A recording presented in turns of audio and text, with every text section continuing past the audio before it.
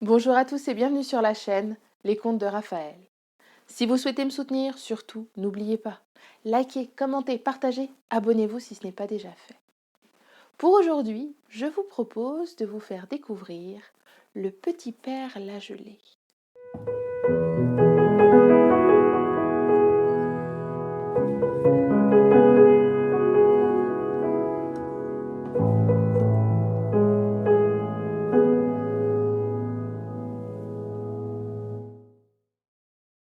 Il était une fois deux sœurs qui habitaient chez leur nourrice. La sœur aînée, dès le petit matin, se levait, s'habillait, enfilait ses chaussures, nattait ses cheveux, et elle se mettait au travail. Elle rallumait le feu dans l'âtre et préparait le repas, et en attendant que ça cuise, elle prenait un chiffon, elle prenait un balai, faisait un peu de nettoyage. Et après, elle ne cessait jamais son ouvrage. S'il y avait de la laine à filer, elle la filait. S'il fallait tisser, elle tissait des draps. S'il fallait coudre, elle cousait des vêtements. S'il fallait laver le linge, elle l'allait à la rivière. Du matin au soir, elle ne s'arrêtait pas, s'asseyant à peine une minute pour manger, et encore. Quand venait le soir, elle était fatiguée, mais elle ne s'était pas ennuyée, et elle avait même trouvé que le temps passait vite, vite, vite, et qu'elle aurait voulu faire plus de choses. Et elle s'endormait du sommeil du juste. Sa sœur, en revanche, était d'une autre espèce. Elle se levait rarement avant midi, et là, elle se mettait à gémir. J'ai mal dormi. Nourrice, tu peux m'habiller? Nourrice, tu peux me coiffer? Ah, tu fais mal. Oh, nourrice, j'ai faim, je veux mon pain au lait. Nourrice, il est où mon lait? Nourrice. Et ça n'en finissait plus. Quand enfin elle s'arrêtait, c'était pour prendre une chaise, la tirer jusqu'à la fenêtre, et elle comptait les mouches. C'était sa seule activité de la journée.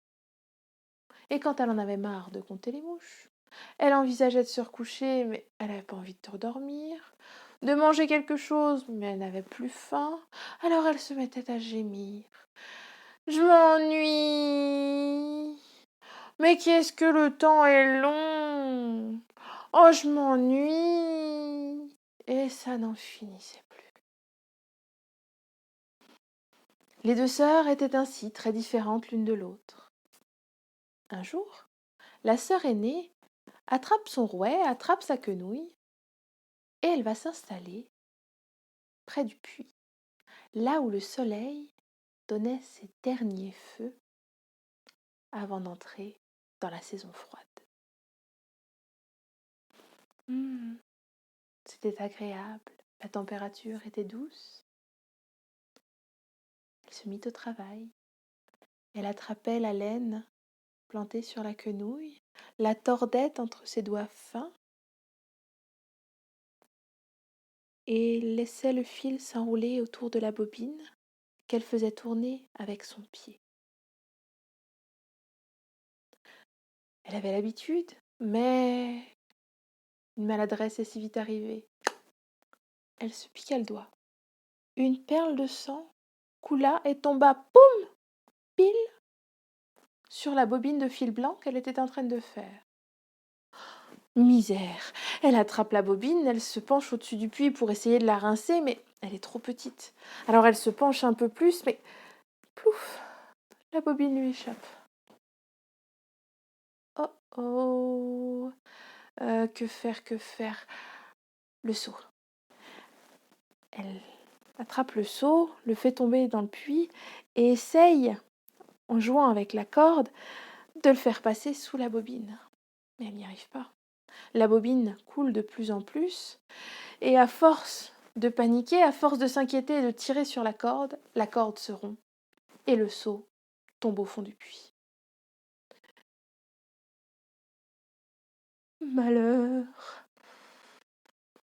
Ne sachant plus que faire, très inquiète, elle court à la maison et raconte toute sa mésaventure à sa nourrice.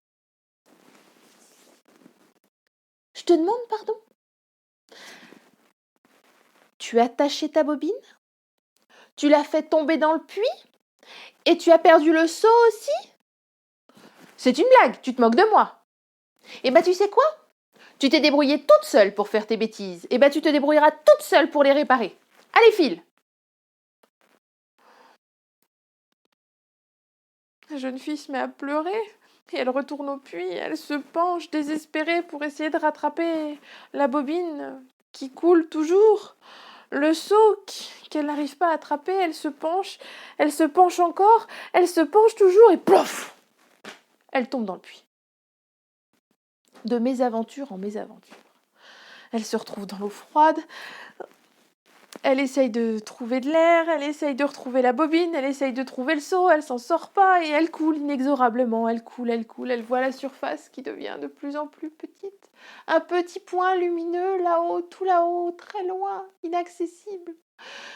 Et elle se dit qu'elle est perdue quand elle voit apparaître de la lumière à ses pieds. Qu'est-ce que c'est que... Bientôt elle arrive au fond du puits et elle voit un four. Un vieux four à pain comme on en faisait dans le temps. Qu'est-ce que c'est que ça? Elle s'approche et là elle entend comme une petite voix qui chante. Je suis un petit pain doré, de raisins secs on m'a fourré, de sucre blond on m'a glacé, puis on m'a enfourné. Quand du four me tirerai, prenez bien garde à ne pas vous brûler, et ensuite vous vous régalerez. Elle attrape son tablier pour ouvrir la porte du four. Il y a un pain. Elle attrape la pelle de boulanger, sort le pain du four, le glisse dans son tablier, referme le four et regarde autour d'elle. Il y a un chemin. Elle le suit, qu'a-t-elle a d'autre à faire? Et elle arrive d'une grande prairie verdoyante. Et au milieu, un grand pommier, un immense pommier. Il a les branches lourdes, prêtes à se rompre sous le poids des fruits qui croulent. L'arbre semble craquer de partout. Elle s'approche, et là encore, elle entend une petite voix qui chante. Oh, voyez les ravissantes pommes, c'est d'or pur que nous sommes. La sève de l'arbre nous a gorgés, la pluie du ciel nous a lavés. Celui qui nous cueillera, assurément, se régalera. Décidément, il y a des choses bien étranges dans ce puits. Elle s'approche et elle cueille une pomme, la met dans son tablier, une deuxième, la met dans son tablier, et petit à petit, elle cueille toutes les pommes. Les branches, dans un craquement doux, se redressent peu à peu.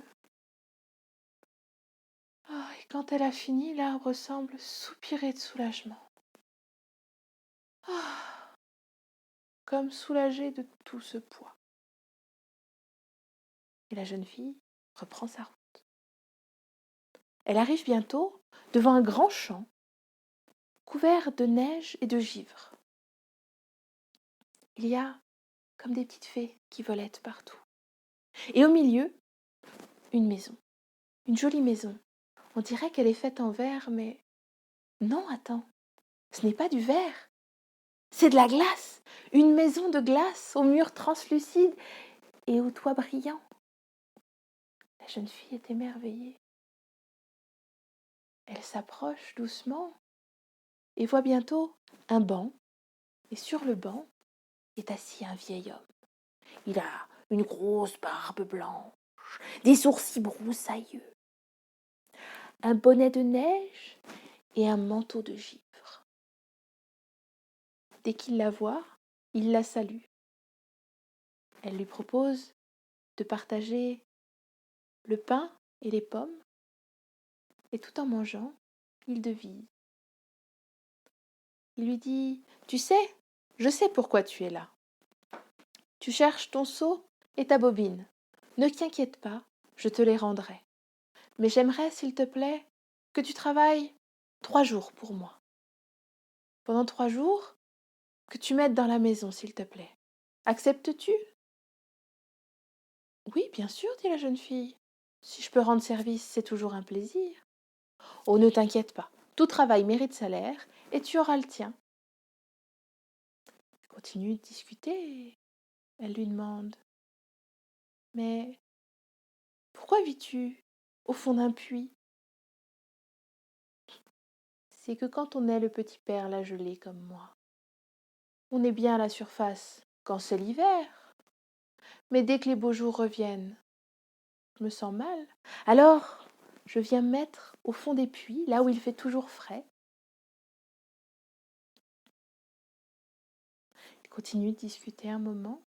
Et puis finalement, il n'y a plus de pommes à croquer. Le pain est terminé. Il lui fait visiter la maison. Et il finit la visite par la cuisine, en lui demandant de préparer le repas pour le soir. La jeune fille est émerveillée. Il y a là de quoi préparer des repas fantastiques. Il y a des fruits, il y a des légumes, il y a des œufs, de la farine, du poisson, de la viande. Qu'est-ce que je pourrais préparer avec ça? On va commencer par une tarte aux fruits. Pour le dessert, ce sera très bon. Le poisson, on va le braiser, ce sera très bon. Avec des petites pommes de terre aussi sous la cendre. Ça va être très très chouette. Et la viande. On va faire un ragoût avec la viande et les légumes. Et je ferai cuire le pain au-dessus. Comme ça, il prendra bien le goût. Oh oui, ce sera bon. Et elles se mettent à l'ouvrage. Sourire aux lèvres. Elles préparent le repas. Pendant que tout cuit, comme elle n'a plus rien à faire en cuisine, elle trouve une belle nappe blanche qu'elle installe sur la table. Et elle met joliment le couvert. Le couteau à droite, la fourchette à gauche, la cuillère au-dessus, l'assiette au milieu, le verre. Elle trouve du vin, le met dans une carafe sur la table. Elle trouve de l'eau, la met dans une cruche sur la table. Et quand tout est prêt, elle apporte les plats. Le petit père la gelée vient manger avec elle. C'est délicieux. Il est ravi et il la remercie chaleureusement. Mais il est temps d'aller se coucher maintenant, lui dit-il. Viens m'aider à faire mon lit. Il l'amène jusqu'au lit où il y a un gros édredon de neige, un gros oreiller.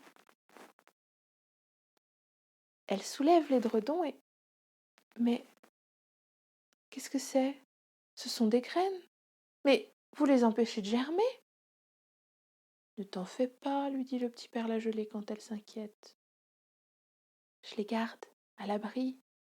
Si elles germent maintenant, si elles poussent maintenant, le froid de l'hiver va les détruire.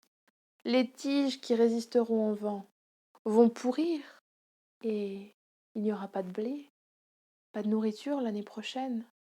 Alors que si je les garde bien au chaud, sous l'édredon de neige, elles ne vont pas germer, elles vont attendre tranquillement leur heure. Et quand l'heure sera venue, la neige va fondre, les tiges vont pouvoir pousser, et il y aura de la farine avec laquelle tu pourras faire du pain et des gâteaux. Mais pour qu'elles résistent à l'hiver, il faut les recouvrir de neige, il faut bien secouer l'édredon. Tu veux bien faire ça pour moi? Bien sûr, dit la jeune fille, et elle attrape l'édredon et elle commence à le secouer. Ses doigts deviennent tout bleus, c'est froid, mais elle secoue. Elle secoue avec attention, elle secoue avec application, et elle secoue encore. Quand elle commence à avoir mal aux doigts, le petit père la gelée lui dit: Ne t'inquiète pas pour tes doigts. Prends de la neige et frotte-toi les mains avec. Tu vas voir, le sang va recommencer à circuler dans tes mains et tu auras moins froid, tu verras. La jeune fille fait comme il lui dit, et effectivement, elle se sent mieux et elle se remet à le secouer avec application. Puis, elle remet l'édredon sur le lit, tape bien l'oreiller, et le petit père la gelée se couche. Tu trouveras ta chambre là-bas, lui dit-il.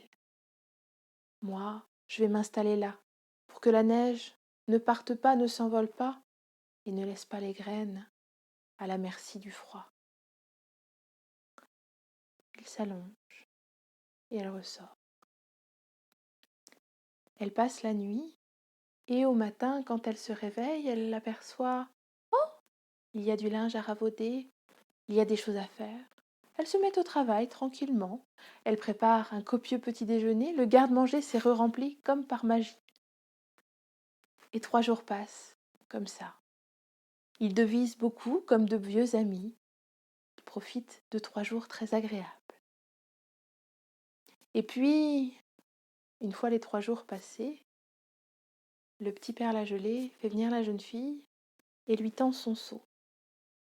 Il lui dit, tiens, chose promise, chose due, tu m'as donné 3 jours de travail, je te rends ton seau, tu trouveras dedans ta bobine et tu trouveras aussi ton salaire.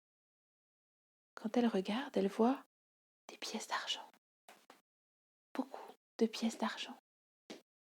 Elle remercie chaleureusement le père Lagelé qui lui dit, attends, ce n'est pas fini.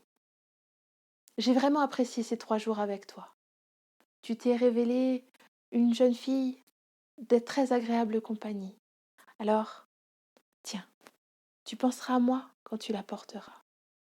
Et il lui donne une broche sur laquelle il y a comme des flocons d'argent. Elle est si jolie. Une fois encore, la jeune fille le remercie chaleureusement, passe la broche à son col et elle repart chez elle. Quand elle s'approche de la maison, le coq saute sur la barrière et se met à chanter. Cocorico, cocorico, la v'là qui revient à la maison. Cocorico, cocorico, voyez son seau. Cocorico, cocorico, il est plein de lingots. Tout le monde accourt, attiré par ce bruit. Et on voit la jeune fille revenir. On la croyait perdue depuis des mois qu'elle n'est pas revenue. Mais la voilà. La nourrice la prend dans ses bras, la serre fort. Et on lui demande de raconter son histoire. Alors elle explique. Il n'y en a qu'une qui écoute, que d'une oreille très distraite et en boudin. C'est sa cadette. Elle aimerait bien, elle aussi, avoir une jolie broche comme ça. Et puis, les jours passent, la vie reprend son cours. Mais régulièrement, la nourrice dit à la cadette, tu devrais travailler un peu, puis tu devrais faire comme ta sœur. T'as vu tout l'argent qu'elle a gagné? Ça serait bien utile dans la maison. Allez, faudrait que tu te mettes un peu au travail, que tu apprennes comment faire et que tu ailles voir le petit père Lagelé, toi aussi. J'ai pas envie. Non, laisse-moi tranquille. Mais la nourrice insiste tant. Et la cadette a tellement envie d'avoir une jolie broche qu'elle finit par prendre un rouet de mauvaise grâce, une quenouille, un peu de laine, et elle va s'installer près du puits. Elle ne fait même pas semblant d'essayer de filer. Avec la quenouille, elle se pique le doigt, elle en met un peu sur la bobine, elle lance la bobine dans le puits, elle enjambe la margelle, les 2 pieds, et elle se laisse glisser dans l'eau froide. Et elle se laisse couler. La surface s'éloigne, devient un tout petit point là-haut. Et bientôt à ses pieds, elle voit apparaître une lumière. Et quand elle arrive au fond du puits, elle se trouve devant un four. À son tour, elle entend la petite chanson. Je suis un petit pain doré, de raisins secs on m'a fourré, de sucre blond on m'a glacé, puis on m'a enfourné. Quand du four me tirerait, prenez bien garde à ne pas vous brûler, et ensuite vous vous régalerez. Je vais pas prendre le risque de me brûler, hein. Puis en plus, la porte du four doit être lourde. Non, je vais pas me fatiguer. Je suis pas là pour ça, de toute façon. Et elle poursuit son chemin. Elle arrive devant la prairie où l'arbre, le pommier, croule sous les pommes. Et à son tour, elle entend Encore la petite musique. Voyez les ravissantes pommes, c'est d'or pur que nous sommes. La sève de l'arbre nous a gorgés, la pluie du ciel nous a lavés. Celui qui nous cueillera, assurément, se régalera. Faudrait pas que je me fatigue à secouer les branches en plus. Non mais oh, en revanche j'ai faim. Elle prend une pomme, commence à la mâchouiller et poursuit sa route, en laissant l'arbre toujours prêt à craquer. Elle arrive bientôt devant le champ gelé et la maison du père la gelée. Là, elle approche d'un bon pas, jette son trognon de pomme et dit « Ah, c'est vous que je voulais voir !» quand elle aperçoit le petit père la gelée. « Je viens travailler pour 3 jours et pour mériter mon salaire. » « Fort bien, lui dit le père la gelée, c'est bien parlé. En revanche, n'oublie pas, le salaire dépend du travail effectué. »« Oui, bon, qu'est-ce qu'il faut que je fasse ?»« Ben, tu vas commencer par nous préparer le dîner. » Il lui fait visiter la maison, lui montre la cuisine et la laisse là, devant les fruits, les légumes, les œufs, la farine, la viande et le poisson. Sauf que la jeune fille sait pas trop quoi en faire. Ah, ça, pour goûter des petits plats, elle sait faire, c'est facile. Elle excelle. Mais pour les préparer, elle n'a jamais essayé. Alors forcément, elle n'a pas appris. Bon, dans le ventre, de toute façon, tout se mélange. Alors elle prend un peu de tout, le met dans un chaudron, couvre avec de l'eau, ferme le chaudron, le pose sur le feu et va compter les mouches sur une fenêtre. Quand elle estime que ça doit être cuit, elle prend la marmite, la pose sur la table, retourne à la cuisine et revient avec 2 cuillères. Le petit père la gelée lève un sourcil. Elle lui tend une cuillère, il attrape la cuillère, il goûte et... Oh mon Dieu! Oh. Elle le voit faire la grimace. Bon, ça peut pas être si mauvais que ça, franchement, non mais quand même. Hein. Oh, non, en fait, effectivement, c'est absolument immangeable. Le poisson est trop cuit, la viande pas assez, les légumes n'ont même pas été épluchés, même pas lavés. Oh, c'est absolument immangeable. Alors le petit père à la gelée, stoïquement, attrape le chaudron, le ramène dans la cuisine et prépare quelque chose de comestible. Il revient avec un repas complet que la cadette dévore avec appétit. Oh, c'est bon. Oh, c'est succulent. Oh, vraiment. C'était très très bon, dit-elle. Le petit père la gelée mange plus modérément, hoche la tête et quand il a fini, elle s'en va en bâillant, comme si elle allait se coucher. Donc il débarrasse la table. Une nouvelle fois, il lève le sourcil, mais ne dit rien. Bon, qu'est-ce qu'il faut que je fasse maintenant Alors, il lui dit, faut que tu m'aides à préparer mon lit. Il faut secouer l'édredon. Ah! Elle arrive devant l'édredon, elle pose les mains dessus. Ah! Mais c'est gelé! Bah oui, c'est la couche de neige pour protéger les semences de l'année prochaine. Mais c'est froid! Mais n'empêche, il faut bien le secouer. Alors, comme le petit père la gelée est à côté d'elle, elle le secoue mollement. Quand il est parti, elle repousse tout. De toute façon, il verra rien. Elle tape vaguement l'oreiller. Bon, où est-ce que je vais me coucher? Le petit père la gelée revient, s'installe pour la nuit. Il a à peine levé un sourcil et lui dit simplement où elle pourra trouver où se reposer.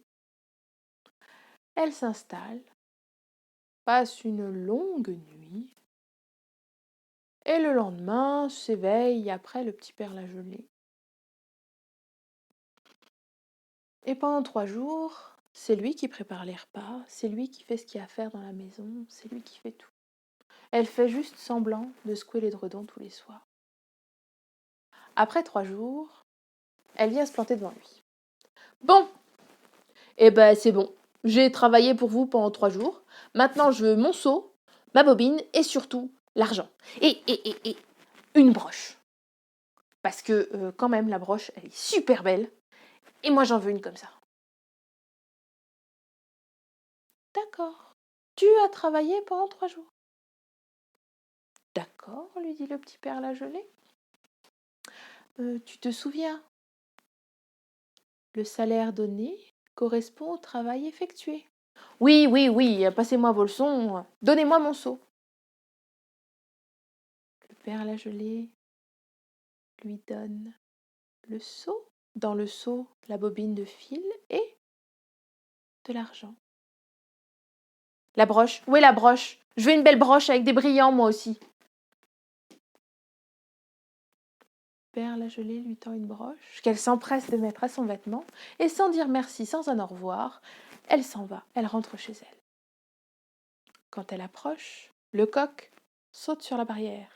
Cocorico, cocorico, la v'là qui revient à la maison.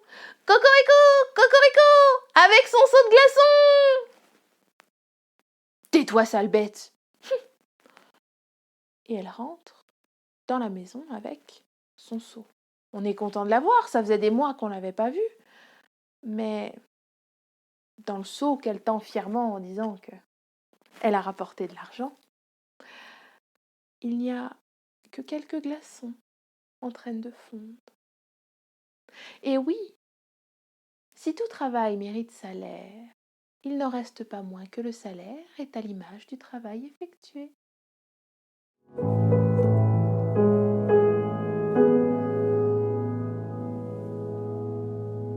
Merci beaucoup d'avoir regardé cette vidéo jusqu'au bout. J'espère que cette histoire vous a plu et si c'est le cas, n'oubliez pas, likez, commentez, partagez, abonnez-vous si ce n'est pas déjà fait. Quant à moi, je vous dis à très bientôt pour une nouvelle histoire. Ciao ciao!